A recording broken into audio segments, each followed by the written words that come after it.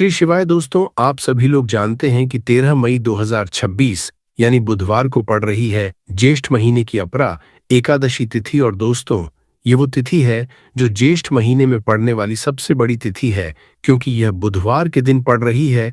और इस दिन अपरा एकादशी का व्रत भी रखा जाएगा। और इसी दिन किया गया एक मुख्य द्वार दीपक का उपाय कभी भी खाली नहीं जाता है और इसका बहुत ही बड़ा और विशेष महत्व होता है।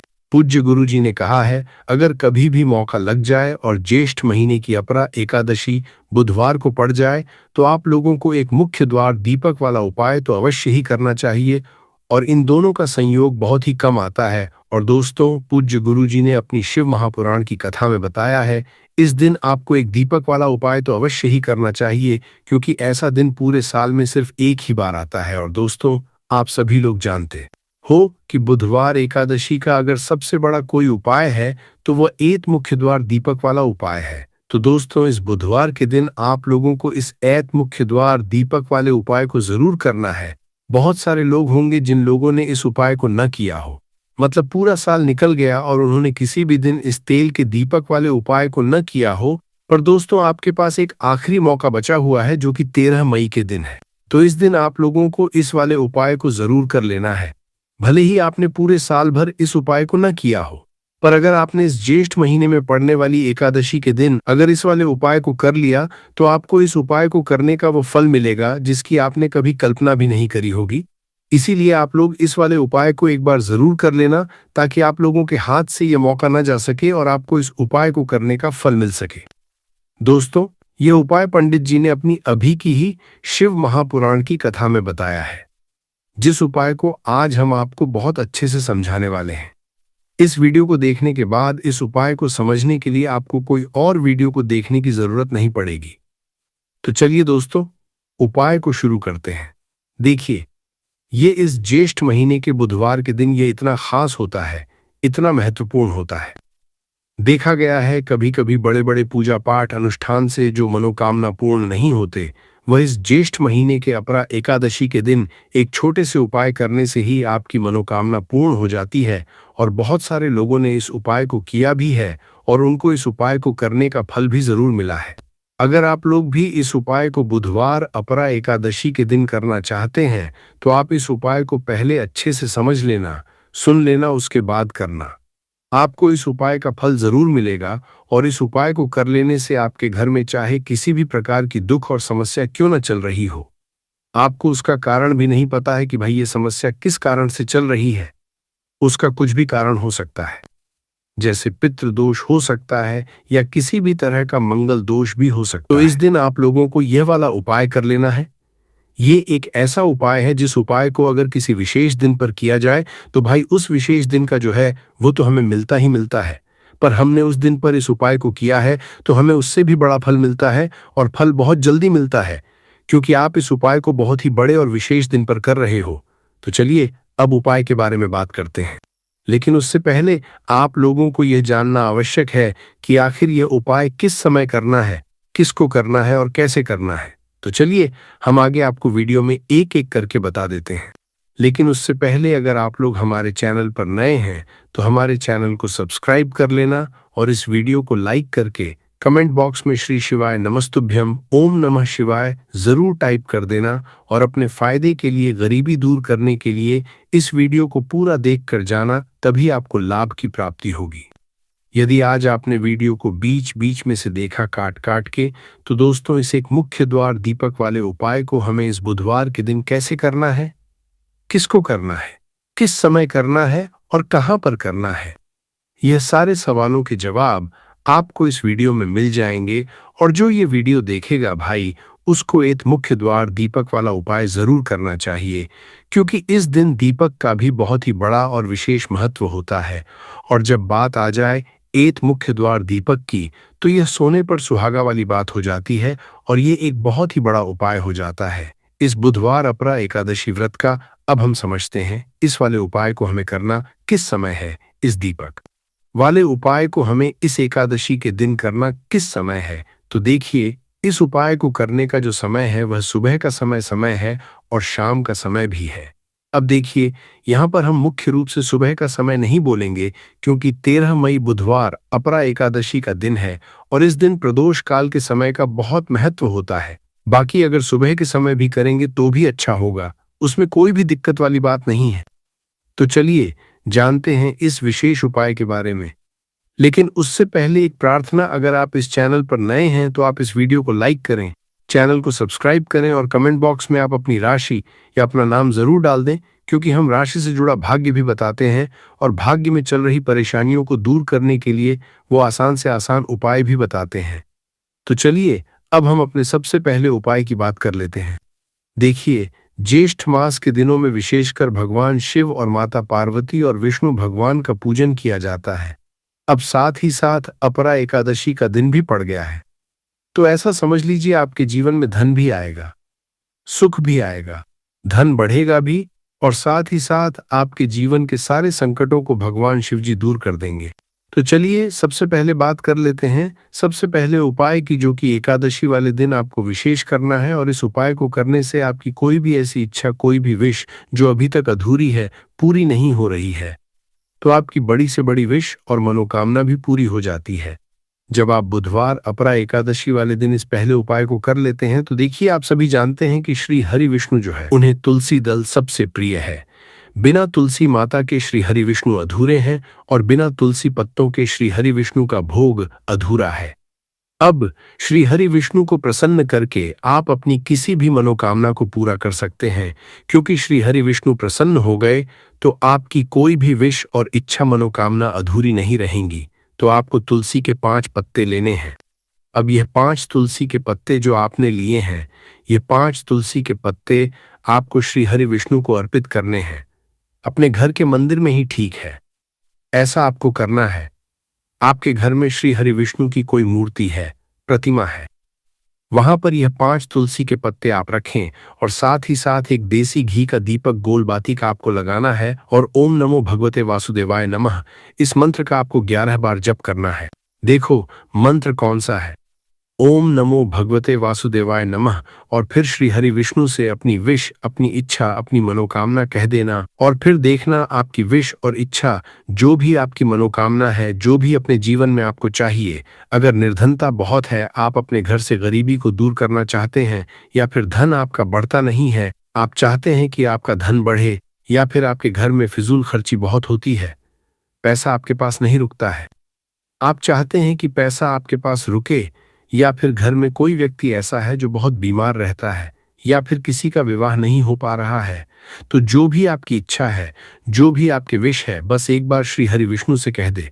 दिन है साथ ही 7 साल का सबसे बड़ा दिन है। ये दिन इतना उत्तम है कि जो आप श्री हरि विष्णु से मांग लेंगे, जो उनसे कह देंगे, वो आपकी विश, आपकी मनोकामना को बहुत जल्दी पूरा कर देंगे। तो यह पहला उपाय है। चलिए बात करते हैं दूसरे उपाय की। देखो, यदि आपके जीवन में आर्थिक संकट बहुत अधिक हो रहे हैं, धन की समस्या लगातार जीवन में बनी हुई है, एक एक रुपयों को प्राप्त करने के लिए आपको बहुत अधिक मेहनत कर रहे हैं, तो आज रात्रि में सोने से पहले आपको यह चमत्कारी दीपक का उपाय अवश्य करना है। या फिर यदि आपका जो व्यापार है, बिजनेस है, दुकान है, वह अच्छे से नहीं चल पा रही है, तो आज रात्रि में इस विशेष दीपक का उपाय आपको अवश्य करना चाहिए। देखो दोस्तों, दीपक हमारे घर में सभी नकारात्मक शक्ति को बाहर करता है। यह उपाय आपको साल में केवल एक बार करने का ही मौका मिलता है। देखिए, इस उपाय के लिए आपको तुलसी जी की जो सूखी लकड़ी होती है उसे ले लेना है।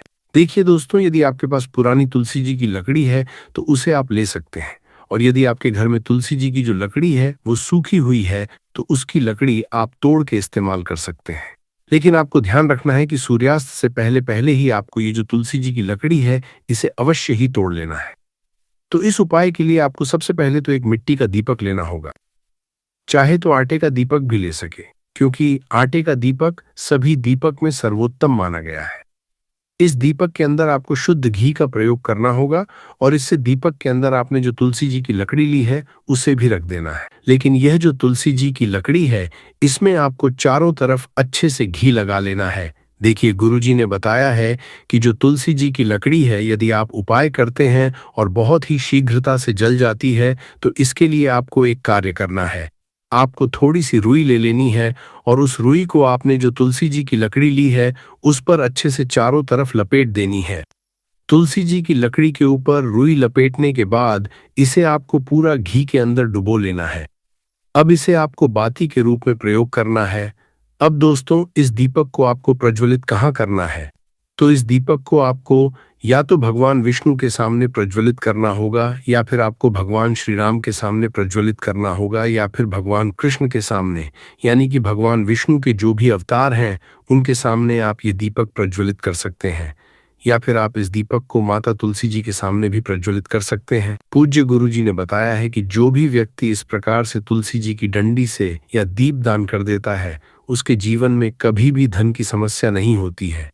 इसीलिए आपको यह पूरे साल में केवल एक बार ही मौका मिलता है। इस उपाय को करके देखना, आपकी सभी इच्छाएं जरूर पूर्ण होंगी। ये जो उपाय है रात्रि में सोने से पहले करना है। अब बताते हैं तुलसी के गमले में आपको वो कौन सी चीज डालनी है जिस उपाय को करने से आप अपने जीवन में महाधनी बन जाएंगे। इतना धन आपको मिलेगा कि कभी भी आपके धन में कमी नहीं आएगी, कभी भी आपका धन बर्बाद नहीं होगा। आपके पैसे की बर्बादी बिल्कुल आपके जीवन से रुक जाएगी। और जो लोग कहते हैं कि घर में पैसा तो आता है, पैसा रुकता नहीं है और पैसा बढ़ता नहीं है, वृद्धि नहीं हो रही है, उन्हें भी विशेष ये तीसरा ओम जरूर करना चाहिए। तो देखिए, पहले ही आपको बता दिया कि श्री हरि विष्णु की पूजा और उनका भोग श्री मतलब तुलसी मैया के बिना अधूरा है ना? और तुलसी मैया जो है वो श्री हरि विष्णु के बिना अधूरी है। तो देखिए, जब भी आप तुलसी का कोई उपाय करेंगे तो सीधे सीधे आप श्री हरि विष्णु को प्रसन्न कर लेते हैं। अब व्यक्ति को, यानी जो भी व्यक्ति है, किस व्यक्ति को कितना धन देना है, ये श्री हरि विष्णु के हाथ में होता है। धन देने का काम माँ लक्ष्मी करती है, जो कि माँ तुलसी का ही एक रूप है। माँ तुलसी जो है ये माता लक्ष्मी का ही स्वरूप है ना? तो आपको करना क्या है? आपको लेनी है यहाँ पर हल्दी पिसी हुई, जो कि श्री हरि विष्णु से जुड़ी हुई है, आपके गुरु ग्रह से जुड़ी हुई है, आपकी कुंडली में गुरु को मजबूत करती है, सुख सौभाग्य को खींचने का काम करती है, धन को बढ़ाने का काम करती है।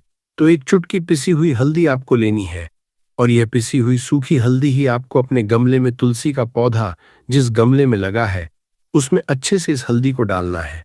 ठीक है ना? और ओम नमो भगवते वासुदेवाय नमः इस मंत्र का जाप करना है। कितनी बार? कम से कम 11 बार जाप करना है।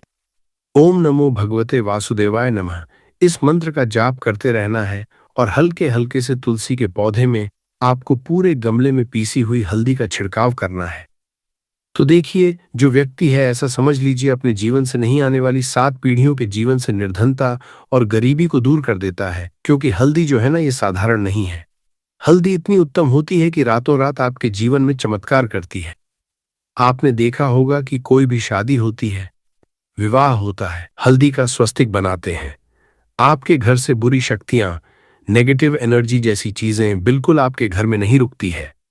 मुख्य द्वार तो इतना उत्तम होता है कि मुख्य द्वार से ही माँ लक्ष्मी की नजर सबसे पहले आपके मुख्य द्वार पर ही पड़ती है। और मुख्य द्वार पर अगर आपने हल्दी के स्वस्तिक बना दिए तो माँ लक्ष्मी देखते ही प्रसन्न हो जाती है, क्योंकि यह श्री हरि विष्णु से जुड़ी हुई है ना? और हल्दी के स्वास्तिक जहां पर जो व्यक्ति अपने घर के मुख्य द्वार पर बनाते हैं, ऐसा समझ लीजिए माँ लक्ष्मी उनके घर में वास करती ही करती है, और कभी भी ऐसे घर को फिर छोड़कर नहीं जाती है। स्थिर लक्ष्मी का वास आपके घर में होगा। ये हल्दी के स्वादिन बहुत ही उत्तम है। साथ ही साथ कोशिश करें कि इस दिन गाय माता को हरी घास अवश्य खिलाएं। अगर आपको हमारी ये वीडियो पसंद आई हो तो हमारे इस वीडियो को लाइक करें, चैनल को सब्सक्राइब करें, कमेंट बॉक्स में लिखें हर हर महादेव, जय माँ लक्ष्मी। अब बात करते हैं अगले उपाय की। हम सभी के घरों में माता तुलसी का पौधा अवश्य ही होता है। तो देखिए, हमें तुलसी जी के पौधे से सबसे पहले तो 3 पत्ते तोड़ने। देखो, एकादशी वाले दिन आपको तुलसी के पत्ते नहीं तोड़ने। तो देखिए, तुलसी जी के आपको 3 पत्ते तोड़ने लेने हैं, और इन तुलसी जी के पत्तों को तोड़ने के बाद आपको एक चुटकी हल्दी भी अपने साथ में लेनी है। हल्दी के अंदर आपको जल मिलाकर के पेस्ट के रूप में तैयार करना है, और इसी के साथ में आपको एक दीपक भी लेना होगा। दीपक आप मिट्टी का भी ले सकते हैं, आटे का भी ले सकते हैं। और इस दीपक में आपको शुद्ध घी डाल के इसमें आपको लंबी रुई की बाती का प्रयोग करना है। देखिए दोस्तों, आपके पास 3 तुलसी जी के पत्ते हैं। तो पहला जो तुलसी जी का पत्ता है उस पर आपको सबसे पहले तो जो आपने हल्दी ली है उसकी एक बिंदी लगानी है। और पहला जो तुलसी जी का पत्ता है आपके घर में, भगवान विष्णु का चाहे कोई सा भी स्वरूप हो, चाहे लड्डू गोपाल जी का स्वरूप हो, या फिर भगवान कृष्ण की आपके मंदिर में प्रतिमा हो, या फिर भगवान श्री राम की प्रतिमाएं, उनके सामने आपको पहला तुलसी जी का पत्ता अर्पित करना है। अब देखिए दोस्तों, आपके पास जो दो तुलसी जी के पत्ते हैं और आपके पास जो एक दीपक है, इन्हें आपको लेकर के पहुंचना है। अपने ही घर में तुलसी जी के पौधे के पास में देखिए, सबसे पहले तो आपके पास जो दो तुलसी जी के पत्ते हैं, उन पर भी आपको हल्दी की एक एक बिंदी लगानी है और उन दोनों ही तुलसी जी के पत्तों को आपको अपने घर में तुलसी जी के पौधे के वहां पर ही अर्पित कर देने हैं। और इस प्रकार से ये दोनों पत्ते भी तुलसी जी के पौधे के पास में अर्पित करने के बाद अंत में जो आपके पास एक लंबी बाती का दीपक है, इसे आपको तुलसी जी के पौधे के पास में ही प्रज्वलित कर देना है। जो भी व्यक्ति अपने ही घर पर इस प्रकार से तुलसी जी के 3 पत्तों का यह उपाय कर लेता है, तो उसका परिवार हमेशा खुश रहता है। उसके परिवार में कभी भी कोई भी संकट उत्पन्न नहीं होता है। और यदि आपके घर में जो भी ग्रह क्लेश है वह भी समाप्त होते हैं, तो इस प्रकार से ये सुंदर सा उपाय करना है। अब बात करते हैं अगले उपाय की। देखो, यदि आपके जीवन में आर्थिक संकट बहुत अधिक हो रहे हैं, धन की समस्या लगातार जीवन में बनी हुई है, एक एक रुपयों को प्राप्त करने के लिए आपको बहुत अधिक मेहनत कर रहे हैं, तो आज रात्रि में सोने से पहले आपको यह चमत्कारी दीपक का उपाय अवश्य करना है। या फिर यदि आपका जो व्यापार है, बिजनेस है, दुकान है, वह अच्छे से नहीं चल पा रही है, तो आज रात्रि में इस विशेष दीपक का उपाय आपको अवश्य करना चाहिए। देखो दोस्तों, दीपक हमारे घर में सभी नकारात्मक शक्ति को बाहर करता है। फायदों के बारे में आपने कभी भी नहीं सोचा होगा। जी हाँ दोस्तों, इसके फायदे इतने ज्यादा अधिक होते हैं कि शत्रु से लेकर अगर तंत्र क्रिया घर पर हुई हो, किसी की बुरी नजर लगी हो, किसी ने बुरी नजर लगा दी हो, किसी ने कुछ घर पर करवा दिया हो, जादू टोना काला जादू करवा दिया हो, कोई शत्रु बहुत ज्यादा अनिष्ट उत्पन्न करता हो, हमेशा आपके रास्ते में आता हो, आपको हमेशा परेशान करता हो, तो नीम के फूल का इस्तेमाल किया जा सकता है। बल्कि नीम के फूलों का इस्तेमाल काफी सारी मंत्र साधनाओं में भी किया जाता है। अब जैसे कि काफी लोगों के साथ ये होता है कि कोई ना कोई शत्रु उनकी बुद्धि को बंधवा देता है। जैसे कि अगर मान लीजिए आप बहुत ज्यादा तरक्की करते हैं, तो कोई जलकर या फिर आपसे बुरा स्वभाव रखकर चलते हुए कि आप आगे न बढ़ जाएं। इसलिए कई बार शत्रु बुद्धि को भी बंधवा देते हैं। इसे बुद्धि बंधन भी कहा जाता है। और जब भी किसी व्यक्ति के साथ ऐसा होता है, तो उसकी बुद्धि बिल्कुल बंद सी जाती है, यानी कि 24 घंटे उसके सर में दर्द सा हुआ रहता है, उसकी आंखों में दर्द हुआ रहता है, वह सही से सो नहीं पाता है। 24 घंटे सर का भारी भारी लगना, उल्टी करने जैसा मन होना, सांसें बहुत तेज फूलते रहना, यानी कि सांसें बहुत तेज चलना, या फिर दिल 24 घंटे उस व्यक्ति का घबराहट से धड़कता रहता है।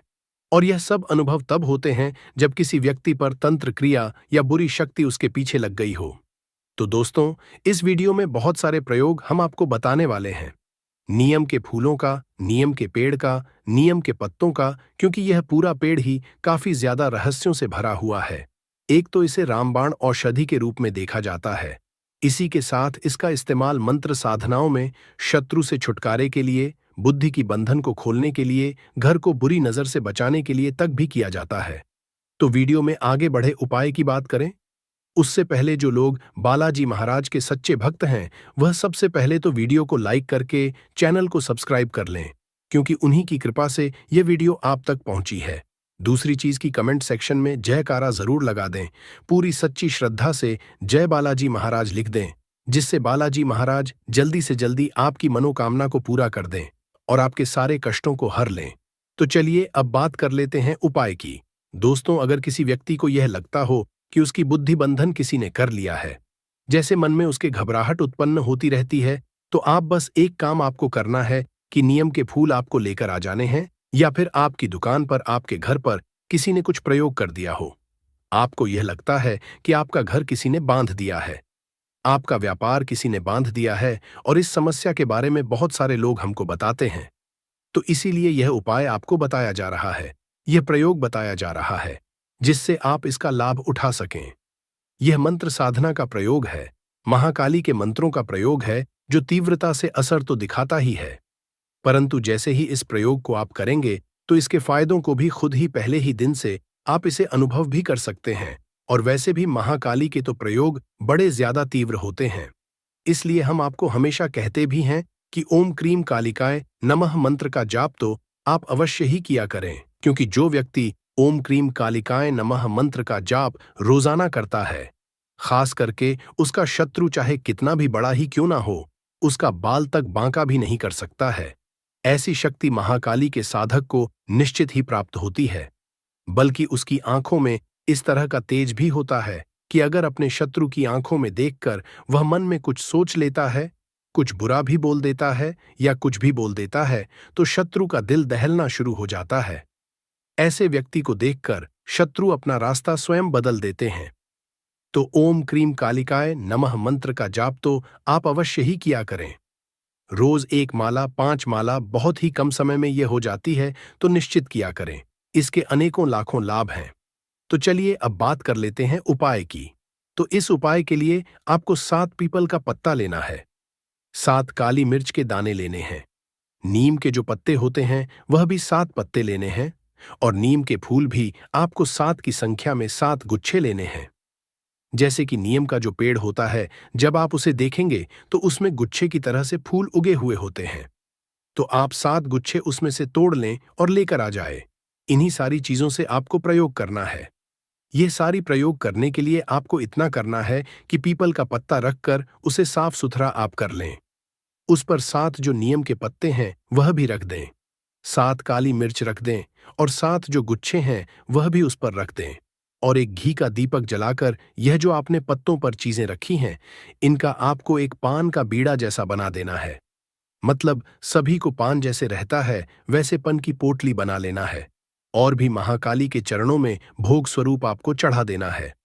और बस 5 माला रुद्राक्ष की माला से या सिद्ध काली हकीक की माला अगर आपके पास है तो बहुत ही ज्यादा अच्छा है, नहीं तो रुद्राक्ष की माला से आप जाप कर सकते हैं। 5 माला का जाप आपको करना है। ओम क्रीम कालिकाय नमः मंत्र का जाप आपको करना है, और इस पान के बीड़े का, यानी कि जो आपने पीपल का पत्ते का पान जैसा बनाया है, बीड़ा बनाया है, यह आपको वहीं रख के रखना है। और जब आप सोने जाते हैं तो सोने से पहले प्रसाद स्वरूप यह जो भोग आपने महाकाली को चढ़ाया है, इसे बस आपको खा लेना है। रात को खा लेना है, सोने से पहले खा लेना है, या सुबह उठकर भी यह खाया जा सकता है। इसके बाद जैसे ही इसे आप खाते हैं तो 5 मिनट में इसका असर शुरू हो जाता है। किसी व्यक्ति की अगर कितनी भी क्यों ना बुद्धिबंधी हो, कितने ही बड़े तांत्रिक ने कुछ तंत्र क्रिया उस पर क्यों ना करी हो, या फिर भूत प्रेत जैसी जो समस्याएं होती हैं, जो बहुत सारे लोगों के साथ होती हैं, उनको भी यह प्रयोग करवाया जा सकता है। तुरंत ही 5 मिनट में इसका असर शुरू हो जाता है और उस व्यक्ति को तुरंत आराम की प्राप्ति होती है। और यह प्रयोग जब आप करेंगे तो इसके लाभ को देखकर खुद भी आश्चर्यचकित और हैरान ही रह जाएंगे कि इतनी ज्यादा समस्या सिर्फ इतनी छोटी सी चीज से कैसे समाप्त हो सकती है। और यही जो महिमा है, यही जो शक्ति है, ये महाकाली के मंत्रों की शक्ति होती है कि इनमें इतना असर होता है कि व्यक्ति के शरीर में ऊर्जा का संचार जो कि बिगड़ जाता है, उसको 1 मिनट में बिल्कुल ठीक कर देता है। जो व्यक्ति महाकाली के मंत्रों का जाप करता है, वह बिल्कुल भली भांति इस तरह जानता है कि उसके शरीर में ऊर्जा कितनी बढ़ी हुई होती है, और बस उसी ऊर्जा का वह इस्तेमाल मंत्र साधनाओं में करता है, तंत्र साधनाओं में करता है, और अपने जीवन में हर एक चीज की प्राप्ति करता है। अब काफी लोग ऐसे भी होते हैं जो मंत्रों का इस्तेमाल करते हैं, परंतु क्योंकि उनके पास ऊर्जा नहीं होती है तो उन्हें कोई भी लाभ की प्राप्ति नहीं होती है, और फिर वह यह सोच लेते हैं कि मंत्र तो कार्य कर ही नहीं रहा है, जबकि ऐसा बिल्कुल भी नहीं होता है। आपने पुराने जमाने में यह देखा होगा, रामायण में भी देखा होगा कि भगवान राम स्वयं धनुष से तीर छोड़ने से पहले मंत्र का जाप करके धनुष से तीर छोड़ते थे। बल्कि जितने भी वीर योद्धा होते थे, जितने भी होते थे, वह साधना करके धनुष बाणों की प्राप्ति करते थे, बाणों की प्राप्ति करते थे, और तीर बाण छोड़ने से पहले वह मंत्र का जाप करते थे, यानी कि उस बाण पर अपनी ऊर्जाओं का एक कवच जैसा चढ़ाते थे, जिससे सामने वाला जो शत्रु होता था उस ऊर्जा को बर्दाश्त नहीं कर पाता था। तो इसी तरह से मंत्र कार्य करते हैं। जो व्यक्ति मंत्रों का जाप करता है उसके पास निश्चित ही ऊर्जाएं बहुत सारी हो जाती हैं, और फिर वह जितने मंत्रों का जाप करता है उसे हर एक मंत्र का लाभ निश्चित और निसंदेह प्राप्त होता है। तो अगर आप मंत्र का जाप करते हैं और यह जो प्रयोग हमने आपको बताया है, यह प्रयोग अगर आप करते हैं तो यह तुरंत तेजी से कार्य करता है। जो समस्याएं हमने आपको बता दी हैं, उन सारी समस्याओं में कार्य करता है। यह या तो आप अपने लिए स्वयं कर सकते हैं या किसी दूसरे व्यक्ति को जिसको यह समस्या हो उसके लिए भी यह भोग बना सकते हैं और उसे खाने के लिए दे सकते हैं। आप लगातार मात्र 21 दिन अगर यह प्रयोग लगातार किया जाता है, जिस विधि द्वारा हमने आपको बताया है उसी विधि का इस्तेमाल करते हुए किया जाता है, तो 21 दिन में वह व्यक्ति पूरी तरह से ठीक हो जाता है। अब दोस्तों, इसके दूसरे फायदे के बारे में बात करते हैं। दूसरे प्रयोग के बारे में बात करते हैं जो शत्रुओं के लिए है। अगर शत्रु आपको बहुत ज्यादा परेशान करता है और आपके रास्ते में अड़चन लाता है, तो आप बस नीम के फूल ले आएं और इसके रस को निकाल लें। अच्छी तरह से बहुत सारे गुच्छे लेकर आ जाएं। पूरे काफी सारे आपको लेने होंगे, तब इसका रस निकाल पाएंगे। तो इसका रस निकालकर भोजपत्र पर आपको अपने शत्रु का नाम लिखना है और इसी रस से ओम क्रीम कालिकाय नमः मंत्र को भी भोजपत्र पर ही लिखना है। यह बात आप ध्यान रखें, या तो आप रस निकाल सकते हैं या फिर नीम के जो फूल होते हैं उन्हीं को ही रगड़ते हुए सावधानी पूर्वक, जिससे भोजपत्र फटे नहीं, तो सावधानी पूर्वक शत्रु का नाम और इस मंत्र को लिखा जा सकता है। उसके बाद इस भोजपत्र को अपने घर के मंदिर में रख दें और इसके ऊपर रोज एक दीपक रखकर जलाना शुरू करें। दीपक में आप तिल के तेल का इस्तेमाल, सरसों के तेल का घी का इस्तेमाल, इन तीनों चीजों का इस्तेमाल किया जा सकता है। रोज लगातार 21 दिन तक या फिर अधिक 51 दिन तक, अगर आप और इसे अधिक शक्तिशाली बनाना चाहते हैं। अगर आपका शत्रु काफी लंबे समय से पीछे पड़ा हुआ है, तो अधिक से अधिक 108 दिन तक यह प्रयोग किया जा सकता है। अपनी सुविधा अनुसार 11 दिन, 21 दिन, 51 या फिर 81, इनमें से कोई भी आप चुन सकते हैं। 108 दिन भी चुन सकते हैं। फिर आप जिस पे आपने शत्रु का नाम लिखा है, यह मंत्र को लिखा है, इस भोजपत्र को उठाकर किसी सुनसान जगह पर रख के आ जाना है। खासकर वहां पर आप यह देखें कि वहां पर बरगद के वृक्ष हैं, पीपल के वृक्ष हैं, तो वहां पर आप इसे रखकर आ जाए। पीपल वृक्ष की जड़ में या फिर बरगद वृक्ष की जड़ में रख सकते हैं। इसके पश्चात अगर इस प्रयोग को इसी विधि से किया जाता है, तो उसके बाद शत्रु आपका बुरा करना तो दूर की बात है, आपका बाल तक भी बांका वह नहीं कर सकता है, बल्कि जिस रास्ते से वह आपको देखेगा कि आप आ रहे हैं, तो वह रास्ता तक भी वह बदल सकता है और खुद ही अपना रास्ता बदलने लगेगा।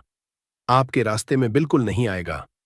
आपको परेशान करना तो दूर की बात है, आपके बारे में सोचना तक भी वह भूल जाएगा। तो चलिए जानते हैं इसके तीसरे और अंतिम लाभ की ओर, अंतिम प्रयोग की ओर। शत्रुनाश के लिए नियम का गुप्त प्रयोग, मुख्य टोटका। अब हम बताने जा रहे हैं नियम की लकड़ी और मिट्टी का वह रहस्यमय प्रयोग जो शत्रु की शक्ति को सोखकर उसे नष्ट कर देता है। इस प्रयोग के लिए आपको मुख्य रूप से इन सामग्री की जरूरत होगी, जैसे नीम की सूखी लकड़ी, जैसे 7 इंच की एक टहनी चाहिए, नीम की जड़ से निकली थोड़ी सी मिट्टी, लोहे की कील 7 नग, एक काला कपड़ा, लाल सिंदूर, एक नींबू, एक कटोरी सरसों का तेल, एक मिट्टी का दिया। शत्रु का नाम या फोटो यदि हो सके तो, नहीं तो शत्रु का नाम भी चलेगा। आइए इस प्रयोग की संपूर्ण विधि कर्मकांड जान लेते हैं। इस प्रयोग को आप शनिवार या अमावस्या की रात, जब चंद्रमा आकाश में ना दिखाई दे, रात 12 बजे के बाद का समय सर्वोत्तम होता है। यदि शनिवार अमावस्या हो तो यह प्रयोग अत्यधिक फलदायक सिद्ध होता है। सबसे पहले आप स्नान करके शुद्ध वस्त्र धारण करें। काले रंग के वस्त्र अधिक असरशाली माने जाते हैं। तिलक के लिए भस्म या लाल सिंदूर का प्रयोग करें। फिर आप नियम की टहनी को लाल सिंदूर से 7 बार घड़ी की उल्टी दिशा में घुमाते हुए शत्रु का नाम लें। यदि नाम झात ना हो तो मम शत्रु मेरे शत्रु बोले। अब नियम की जड़ की मिट्टी को लेकर उस लकड़ी पर मलें और मंत्र बोलें, ओम क्षणाय क्षणाय हनुमते फट स्वाहा। यह मंत्र 21 बार जपें। फिर अब नींबू को बीच से काटकर लकड़ी के दोनों सिरों पर नींबू की स्लाइस टिका दें, जैसे दोनों ओर द्वारपाल हों। फिर लोहे की 7 कीलें उस लकड़ी में ठोके और हर कील ठोकते समय यह मंत्र बोलें, ओम क्रि हन हन शत्रु मम नाशय नाशय स्वाहा।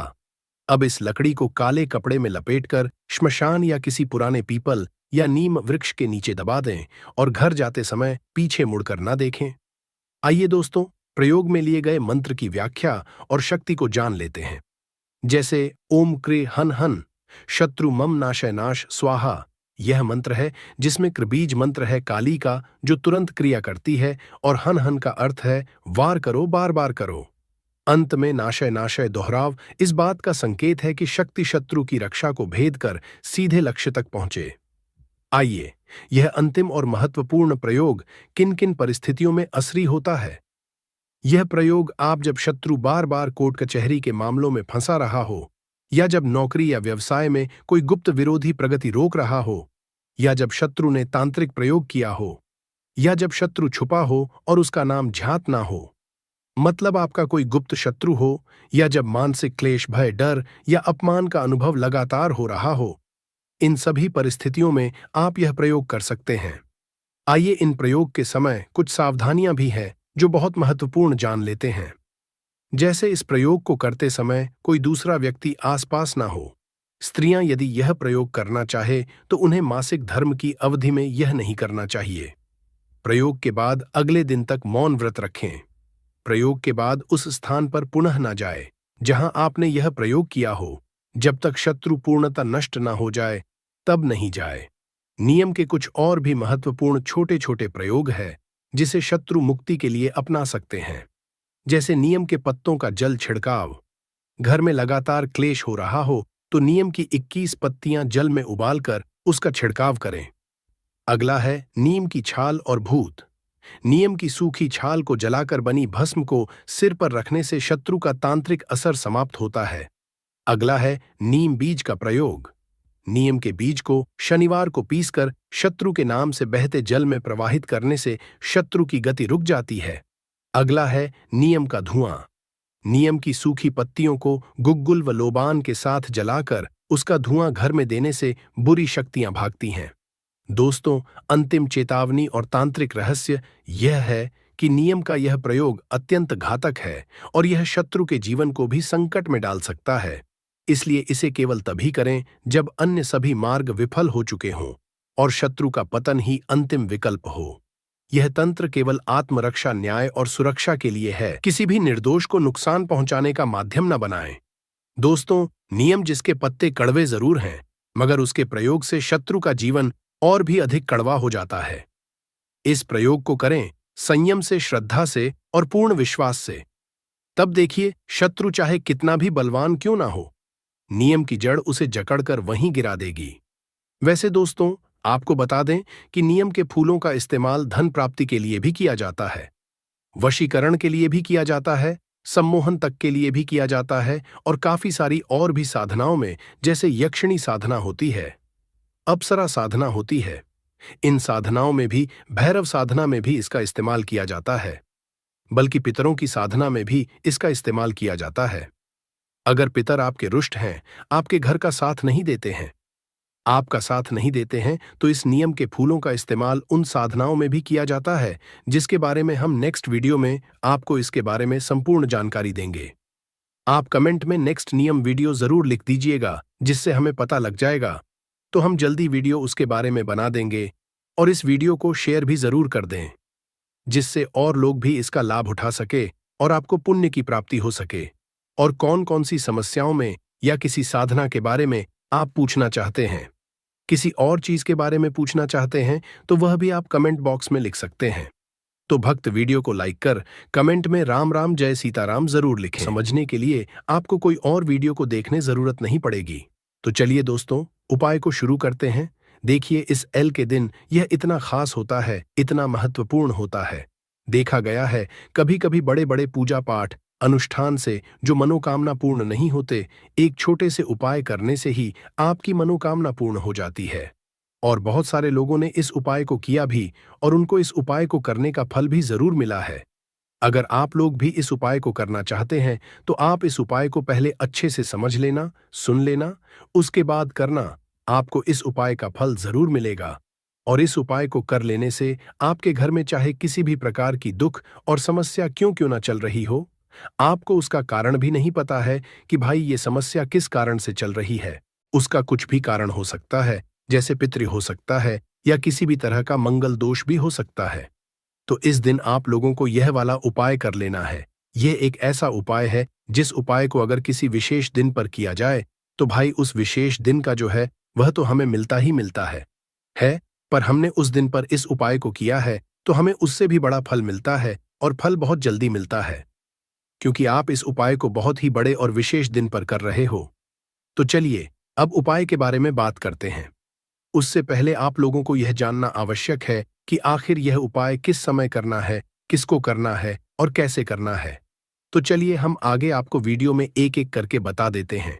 लेकिन उससे पहले अगर आप लोग हमारे चैनल पर पहली बार आए हैं या फिर मेरी आवाज आज पहली बार सुन रहे हैं, तो हमारे चैनल को सब्सक्राइब जरूर कर लेना और इस वीडियो को लाइक करके कमेंट बॉक्स में श्री शिवाय नमस्तु भयंकर ओम नमः शिवाय जरूर टाइप कर देना। तो दोस्तों, इस पीपल के पत्ते पर वाला उपाय को हमें इस मंगलवार के दिन कैसे करना है, किसको करना है, किस समय करना है और कहां पर करना है, ये सारे सवालों के जवाब आपको इस वीडियो में मिल जाएंगे। और जो ये वीडियो देखेगा भाई, उसको पीपल के पत्ते पर राम वाला उपाय जरूर करना चाहिए, क्योंकि इस दिन पीपल के पत्ते का भी बहुत ही बड़ा और विशेष महत्व होता है। आ जाए पीपल के पत्ते पर राम वाला उपाय की तो ये सोने पर सुहागा वाली बात हो जाती है और ये एक बहुत ही बड़ा उपाय हो जाता है मंगलवार का।